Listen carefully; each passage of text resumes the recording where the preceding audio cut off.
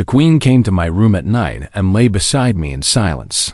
Commander Elias Vance stood at the window of his quarters and watched the stars spin slowly past the station's massive viewport.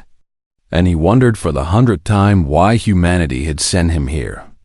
To this place where no human had ever been welcome before. To this crystalline palace floating in the void between galaxies where the oldest empire is known.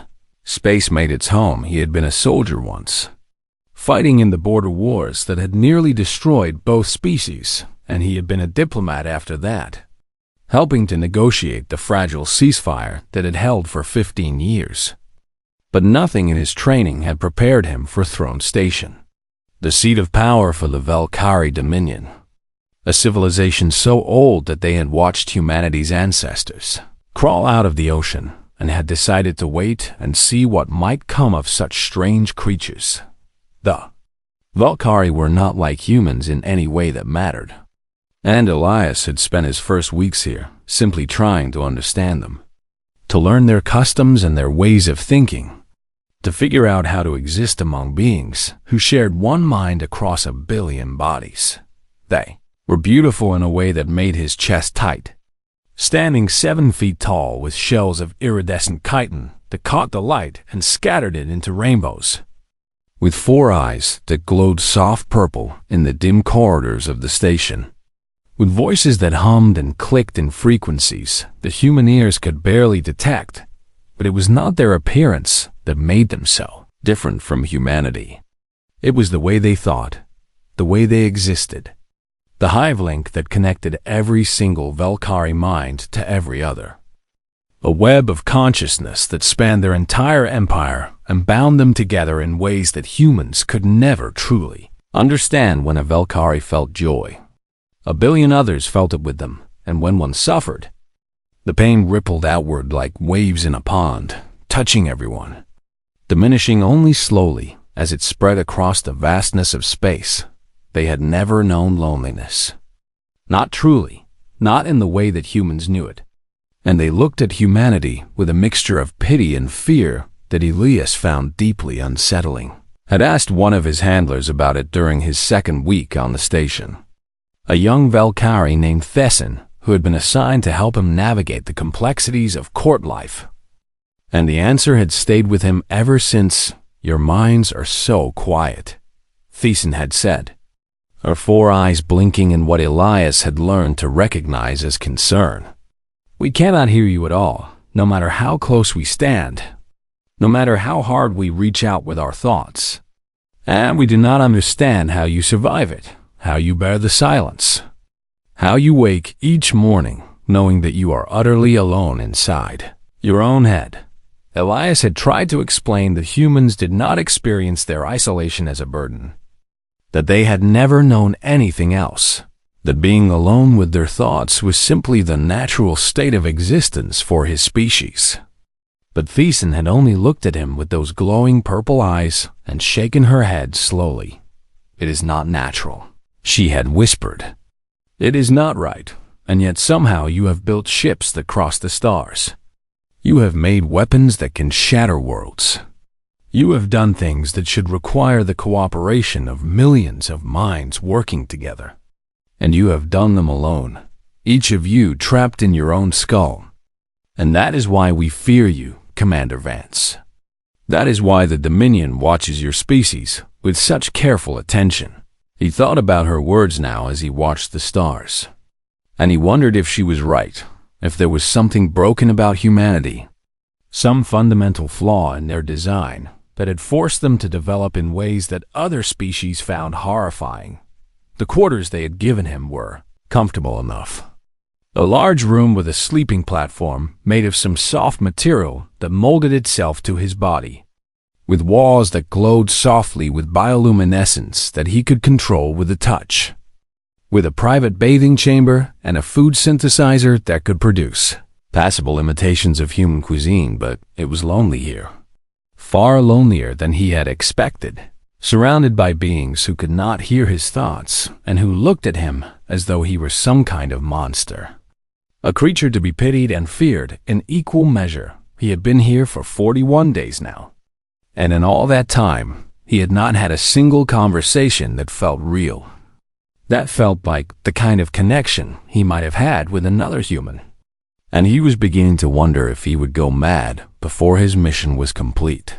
The mission itself was simple enough in theory. He was to establish a permanent human presence on Throne Station, to serve as a bridge between two species that had spent decades trying to destroy each other, to prove that humans and Valkyrie could coexist in peace. But in practice, it was proving to be far more difficult than anyone had anticipated, because the Valkyrie did not know how to interact with a being they could not touch with their minds. And Elias did not know how to make them understand that his silence was not a threat. He was thinking about all of this when the door to his quarters slid open without warning, and he turned expecting to see Thiessen or one of the other handlers who checked on him periodically throughout the day. Instead, he saw her, and his heart stopped in his chest. The queen of the Valkyrie Dominion stood in his doorway, alone, without guards or attendants, her massive form filling the frame. Her 4 eyes fixed on him with an expression he could not read. Zareth the Undying.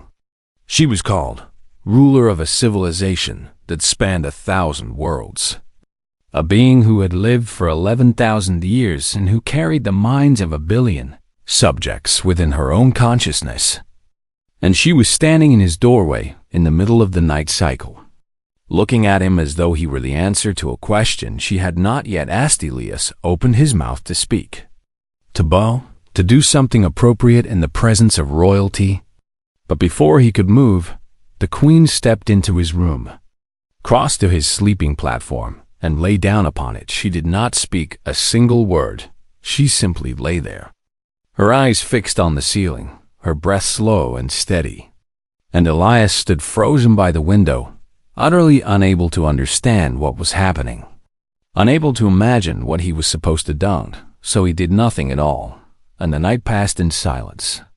And when the morning cycle began, and the lights of his quarters brightened automatically, the queen rose without a word and left, and Elias was alone again, wondering if he had dreamed the whole thing. The queen came to my room at night and lay beside me in silence. Elias did not sleep for the rest of that day, and he spent the hours pacing his quarters and trying to make sense of what had happened, trying to understand why the most powerful being in the known galaxy had come to his room in the middle of the night and lay beside him without speaking a single word. Considered telling Thiessen about it when she arrived for their usual morning briefing, but something stopped him. Some instinct that told him the queen's visit had been a private thing, a secret that was not meant to be shared with anyone else. So he said nothing, and he went about his day as usual, attending the formal functions that were required of him, making polite conversation with Valkyrie nobles who looked at him with barely concealed unease, eating meals that tasted like cardboard in the great dining hall, where 1,000 aliens watched him with their glowing purple eyes. And when the night cycle came again, he returned to his quarters and sat on the edge of his sleeping platform, and he waited. She came at the same hour as before, her massive form appearing in his doorway without warning. And once again she crossed the room in silence and lay down beside him, her 4 eyes fixed on something far away, her breath slow and deep. Elias did not speak either, because he sensed that words were not what she wanted, that she had come here for something else entirely, something that he did not yet understand. He lay down beside her, keeping a careful distance between their bodies, and he stared at the ceiling as she did. And the hours passed in perfect silence, until the morning cycle began, and she rose and left without a word. This became their pattern over the nights that followed, the queen appearing in his doorway each night, lying beside him in silence, leaving when morning came. And Elias began to realize something that he had not expected. She was tired, not in her body, for the Valkyrie did not experience physical exhaustion the way humans did, their biology far superior in that regard, but in something deeper. something that he recognized because he had seen it before in the eyes of soldiers who had fought too many battles, in the faces of leaders who had carried too much responsibility for too long. He had seen it in the mirror. Sometimes looking back at him from his own eyes, the queen of the Valkyrie Dominion was exhausted in her soul, and Elias began to understand why she came to his room each night, why she sought out the one being on the station who could offer her something that no one else could provide: silence, true silence, the kind that came from being near a mind that could not be heard, a consciousness that existed in isolation, cut off from the vast web of thoughts and feelings that connected every Valkyrie to every other among her own people. Sareth was never alone, not truly, not for a single moment of her 11,000 years of life, because her mind was connected to a billion others, carrying their joys and their sorrows, their hopes and their fears, feeling every death that occurred within her dominion as a small wound in her own consciousness. She could not escape it, could not turn it off, could not even reduce its intensity, because she was the center of the web, the hub around which the entire hive mind revolved, and every thought of every subject flowed through her. Awareness like a river that never stopped running. But humans were different. Humans were quiet, their minds invisible to the hive link, their thoughts locked away behind walls of bone and flesh that no Valkyrie could penetrate. And when Sareth lay beside Elias in the darkness of his quarters, she experienced something that she had not known since before her coronation 11,000 years ago. Peace on the 7th night of her visits. She finally spoke to him, her voice rough and unpracticed, as though she had not used it in a very long time. "Do you know what it is like?" she asked, her eyes still fixed on the ceiling. "To feel a child die on a world 10,000 light years away. To feel the grief of its parents wash over you like a wave. To carry that grief with you even as 1,000 other griefs pile on top of it.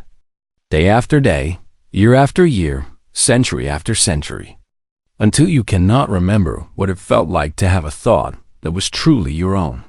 Elias did not answer right away, because he sensed that she did not want an answer, that she simply wanted to speak, to give voice to something that she had never been able to share with anyone before. "I remember when I was young," she continued, her voice barely more than a whisper, "before I became queen. When I was just one voice among billions. And I remember thinking that the hive link was the greatest gift our species had ever been given. That it meant we would never be alone, that we would always have each other. No matter what happened." She turned her head to look at him, her 4 purple eyes meeting his 2 brown ones. And there was something in her expression that Elias had never seen on a Valkyrie face before vulnerability. "I did not understand," she said, "that there is a difference between being surrounded by others and being truly known. That having a billion minds inside your head is not the same as having someone who sees you as you are, who sits beside you in silence and asks nothing of you, who offers presence without intrusion." Elias thought about her words, and he thought about his own life, the loneliness that had followed him through the years, the way he had always felt separate from others, even when surrounded by people who cared about him. And he realized that he understood something about this ancient and alien queen that perhaps no other human ever could. "On Earth," he said quietly, "we have a word for what you are describing, for the feeling of carrying a weight that no one else can see, of being surrounded by people and still feeling utterly alone." She looked at him with something like hope in her eyes, like a drowning person seeing a hand reaching down through the water. "What word?" she asked. "We call it being human," he said, and for the first time in 11,000 years.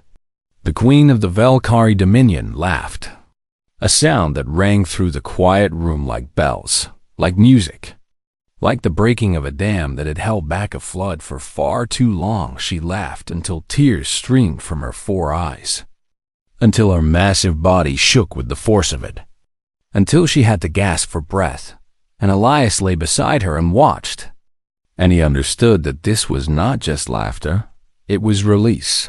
It was the sound of someone finally being seen, finally being understood, finally finding a moment of connection in a universe that had felt cold and empty. For far too long, when her laughter finally faded, she looked at him with an expression that he could not quite read.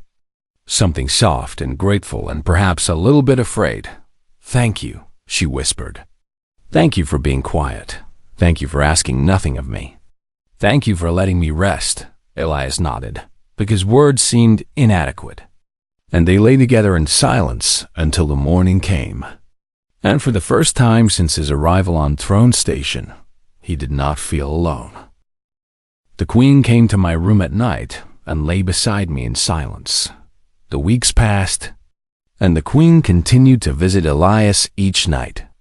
And slowly, carefully, like a flower opening its petals to the sun, she began to talk to him about things she had never shared with anyone before she told him about her childhood, about the years before she had become Queen, when she had been just one mind among billions. A young Valkyrie who had dreamed of exploring the stars and discovering new worlds and living a simple life far from the complexities of the royal court. She had never wanted to be queen. She admitted one night, her voice soft and distant, as though she were speaking of someone else entirely. But the Hiveling had chosen her, had recognized something in her consciousness that made her suitable to serve as the center of the web. And she had not been given a choice. "We do not have elections among my people," she explained. "We do not have campaigns or voting or any of the rituals that your species uses to select its leaders. Because the Hiveling knows, it always knows, who among us is best suited to carry the burden. And when it chooses, there is no refusing." She had been 19 years old when the link had reached for her, when the dying queen had passed the mantle to her, when a billion minds had suddenly flooded into her consciousness like a tsunami crashing against a shore. And she remembered screaming, remembered the agony of it, remembered thinking that she would surely die because no one could possibly contain so much. But she had not died, she had adapted, as the Valkyrie always did, as they had been adapting for millions of years. And she had learned to carry the weight, to filter the flood of thoughts and emotions, to find her own voice amid the chorus of billions, and she had been carrying that weight ever since. For 11,000 years, watching generations of her subjects live and die, feeling each loss as a wound that never quite healed, accumulating grief upon grief upon grief, until she could no longer remember what it felt like to be Elias. Listen to her stories without interruption, because he understood that this was what she needed. Not advice or comfort or solutions, but simply someone who would hear her, who would witness her pain without trying to fix. I had learned this lesson long ago, during the border wars, when he had sat beside dying soldiers and held their hands and let them talk about their families, their regrets, their fears, because sometimes the greatest gift you could give another person was not words, but presence. Not solutions, but silence. The Queen seemed to understand this about him, seemed to recognize in him a kindred spirit, someone who had also learned to sit with pain and not look away. "Your people are strange," she said one night, a note of wonder in her voice. "You live your entire lives in isolation, cut off from each other, unable to share your thoughts or your feelings directly. And yet you have developed this capacity for connection that my people lack." She turned to look at him, her four eyes glowing softly in the darkness. "Among the Valkyrie, we are always connected, always sharing, always together. And yet, we have never learned what you call empathy. The ability to imagine what another being feels without actually feeling it ourselves. The ability to offer comfort without needing to experience the pain directly." Elias considered her words, and he realized that she was right, that there was something unique about human connection, something that had evolved precisely because humans were isolated, because they had been forced to develop other ways of bridging the gap between minds. "Perhaps," he said slowly, That is the gift that loneliness gave us, the ability to reach across the void without needing to merge with each other, the ability to be separate and still somehow together. The queen was silent for a long moment, and then she said something that surprised him. "I think I envy your people," she admitted. "I think I envy the way you can choose to be alone, the way you can retreat into your own minds when the world becomes too much, the way you can find peace in silence." She reached out and touched his hand, a gesture that startled him because the Valkyrie rarely engaged in physical contact, their species preferring the intimacy of mental connection to the crudeness of physical touch. "Among my people," she said, "there is no retreat, there is no hiding, there is no moment of privacy, because even when I am alone in body, I am surrounded by a billion minds, and they are always there, always watching, always feeling, always needing."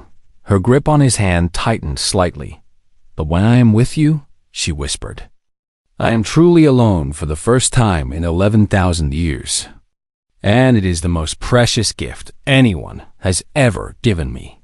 Elias felt something shift in his chest, some barrier that he had built around his heart beginning to crack.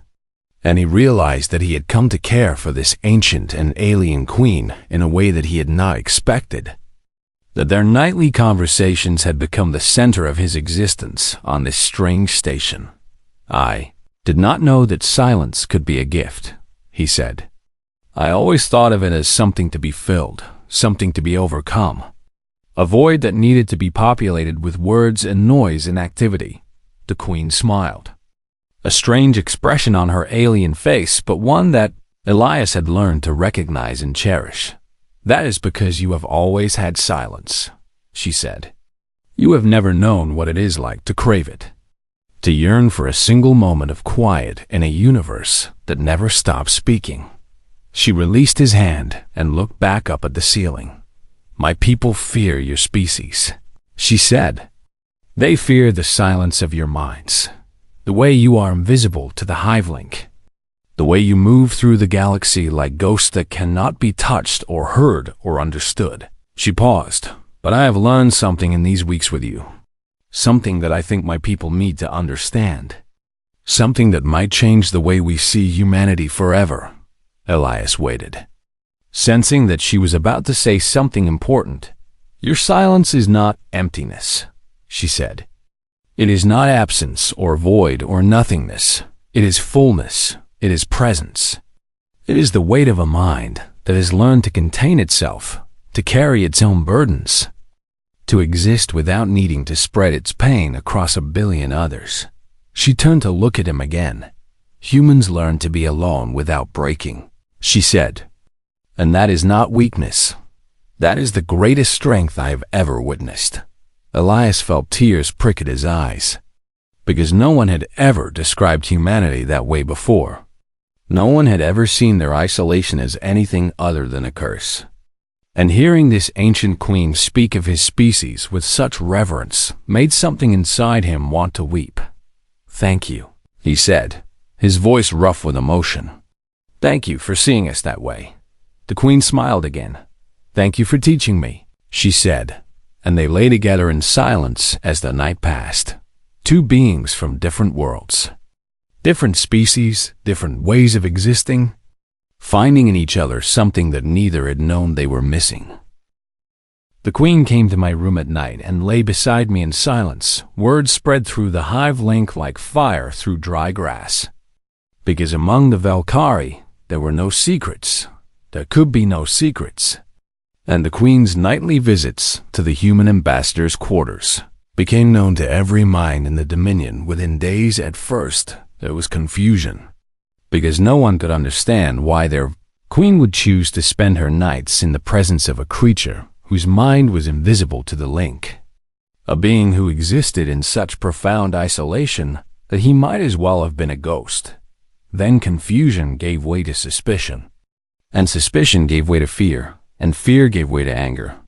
And a council of high advisors demanded an audience with their queen to discuss what they called the human problem. Sereth agreed to meet with them, and she summoned Elias to attend as well. because she wanted him to hear what his presence had stirred among her people. Wanted him to understand the depth of the fear that humans inspired in the Valkarath. Council chamber was vast and ancient. A cathedral of living crystal that had been grown over millennia. Its walls pulsing with soft bioluminescence that responded to the emotions of those within. And when Elias entered alongside the queen, he saw the walls darken with shades of purple and black that he had learned to associate with hostility and suspicion. 12 high advisors sat in a semicircle facing the throne, their 4 eyes fixed on the human with expressions that ranged from open contempt to barely concealed terror. And Elias felt their attention like a physical weight pressing against his chest. "Your Majesty," the eldest advisor began, his voice carrying the formality of 10,000 years of tradition.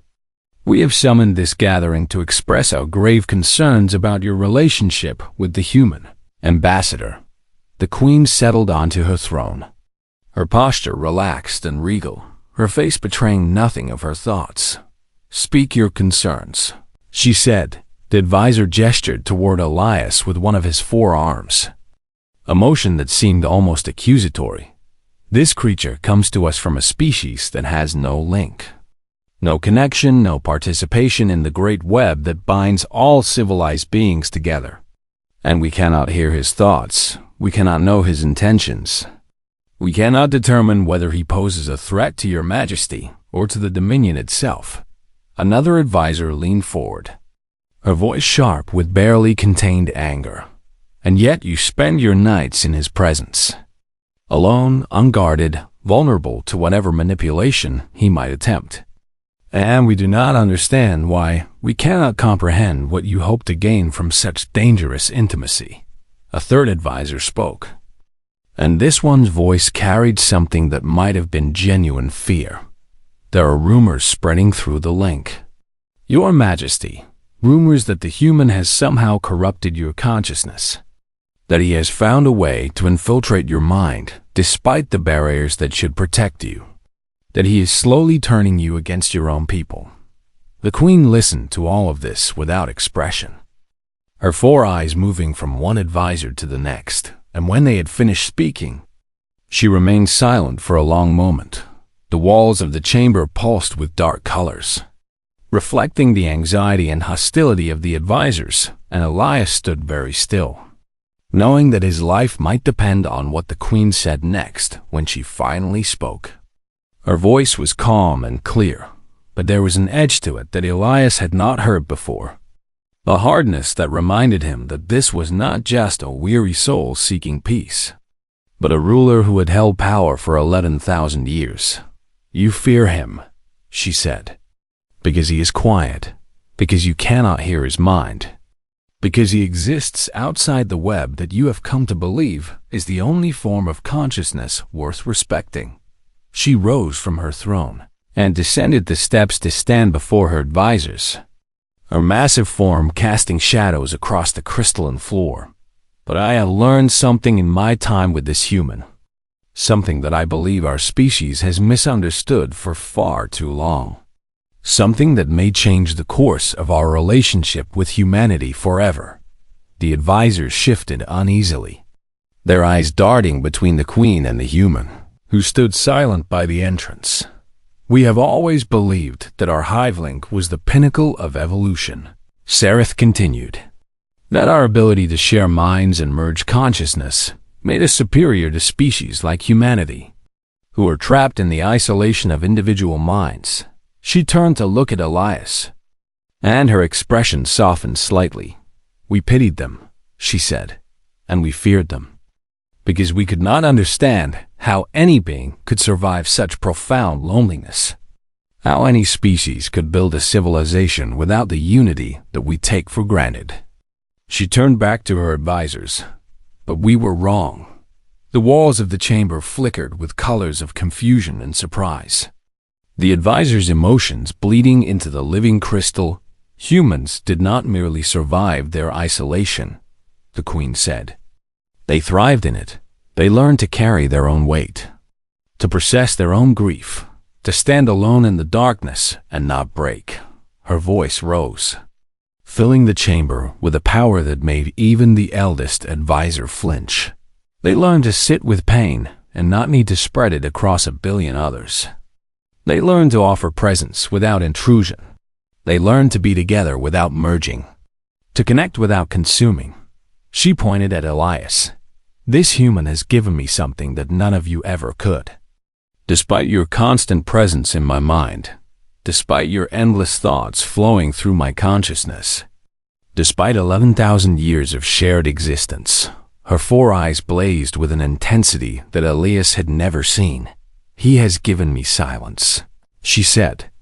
True silence, the silence of a mind that does not reach for mine, that does not need anything from me, that simply exists beside me and asks nothing in return. She turned to face her advisors fully, her posture commanding. You fear him because you believe his silence is emptiness, that his isolated mind is somehow lesser than your connected ones. But I have learned that his silence is fullness, that his isolation has taught him a strength that we have never needed to develop. Her voice dropped to something barely above a whisper, but it carried through the chamber like thunder. Humans learn to be alone without breaking, and then they learn something even harder, something that we, with all our shared consciousness, have never mastered. She paused, letting the silence stretch. They learn to let others be alone beside them, and to call it love. The advisors sat in stunned silence, the walls of the chamber swirling with colors that Elias could not interpret. And the queen returned to her throne and sat down with the grace of a being who had just delivered a verdict that could not be appealed.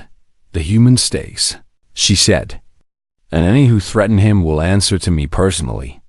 Not through the link, not through the council, but to me. And I promise you that my judgment will not be gentle.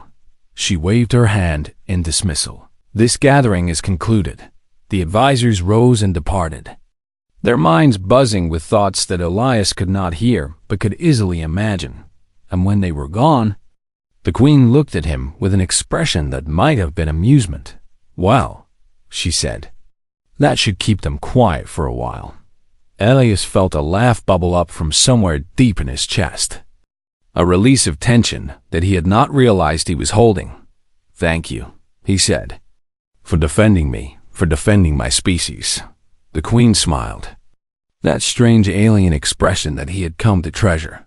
Thank you, she replied, for teaching me what I needed to learn.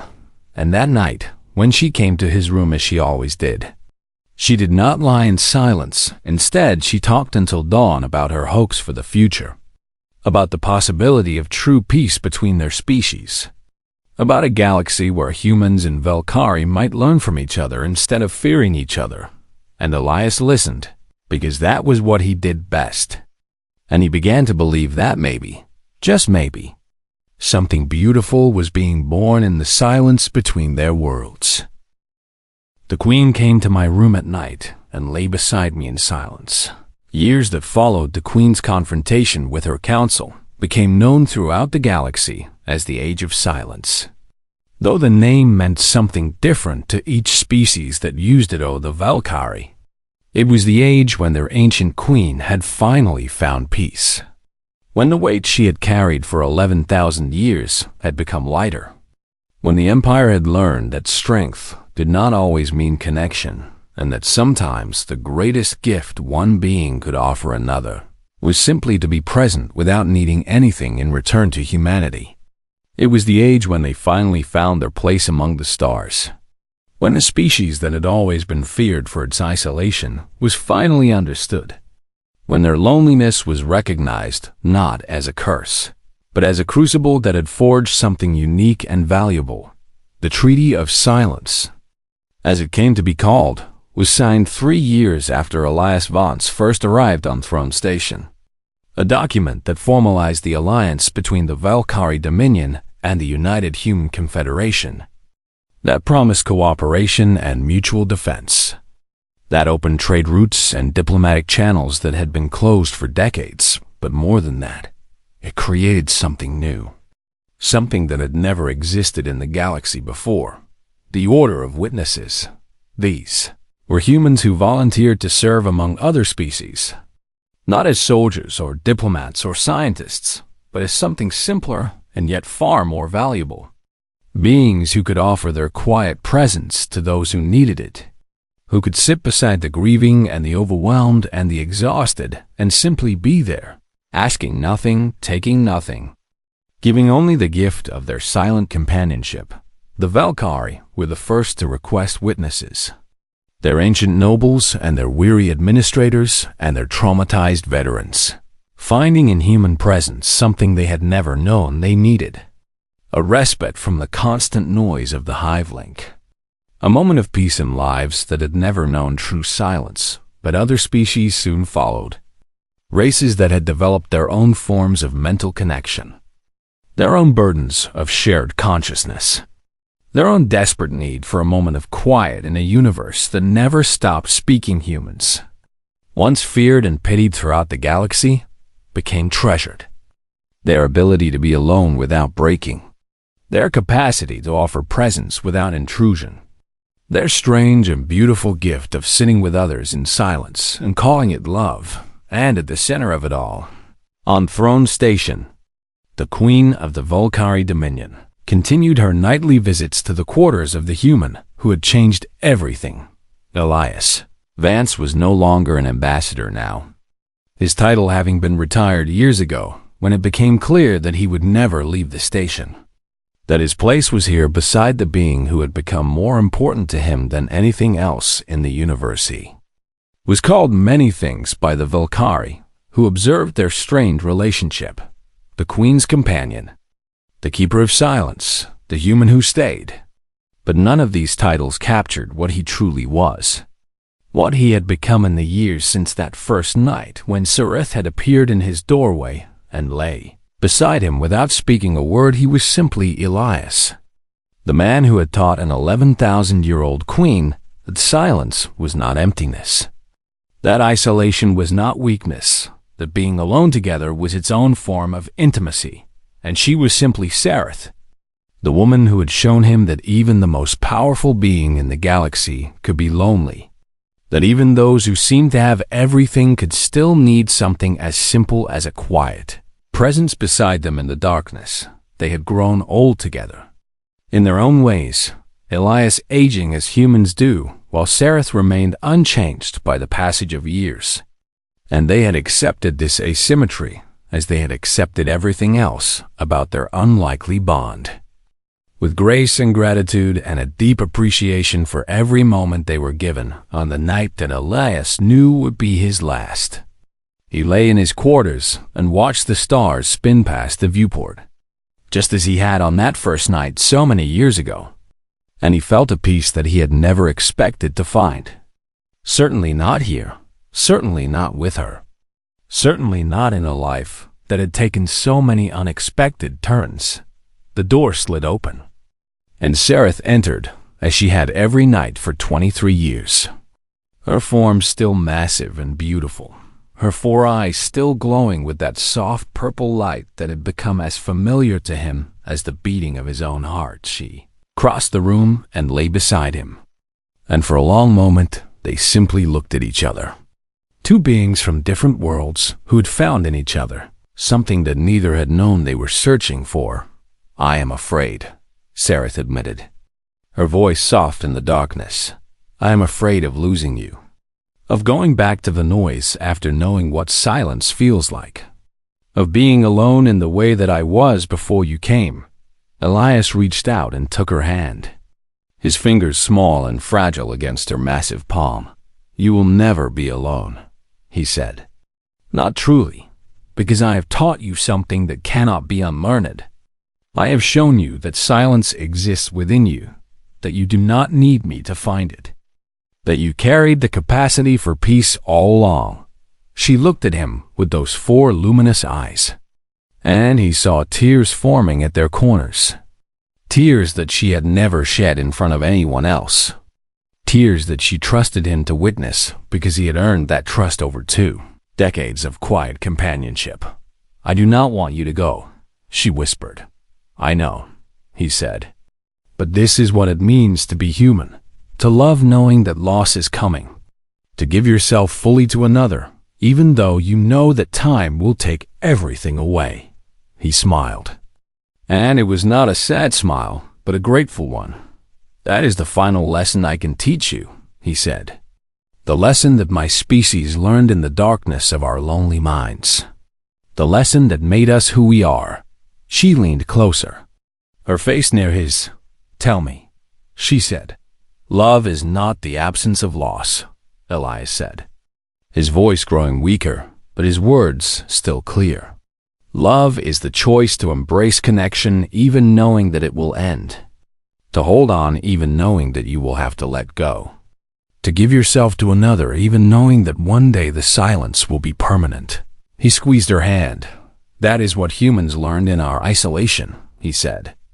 That is the strength that was forged in us by our loneliness, not just the ability to be alone, but the courage to love anyway, to reach out anyway, to build connections that we know will break our hearts because the alternative, the safety of never connecting at all, is worse than any grief. Sereth bent down and pressed her forehead to his, a gesture of intimacy that he had never seen any Valkyrie perform. And her tears fell on his face like rain. Thank you, she whispered. For every night, for every silence, for every moment of peace you gave me. Thank you for teaching me what it means to be human. Elias closed his eyes and felt the warmth of her presence beside him. And he thought about all the nights they had shared, all the words and silences that had passed between them, all the unexpected beauty that had grown in the space between their different worlds. Thank you, he said, for letting me in. And as the stars spun past the viewport and the night stretched toward morning, Commander Elias Vance, the first human to live among the Valkyrie, the man who had taught an empire the value of silence, passed peacefully from the universe with the hand of a queen wrapped around his owning the archives of the Valkyrie Dominion.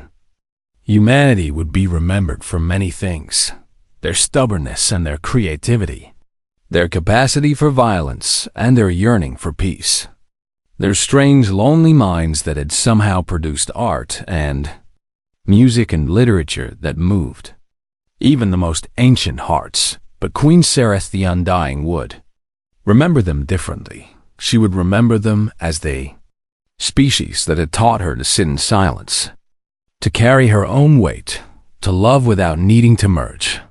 And she would remember one human in particular, the man who had shown her that the greatest gift two beings could share was simply to exist beside each other and ask nothing more. And every night for the rest of her long reign, she would return to the quarters that had once belonged to a human ambassador, and she would lie down in the silence that he had taught her to find. And she would dream her own dreams, and in those dreams, he was always there, lying beside her, asking nothing, giving everything, teaching her what it meant to be truly, beautifully, perfectly alone together. The end.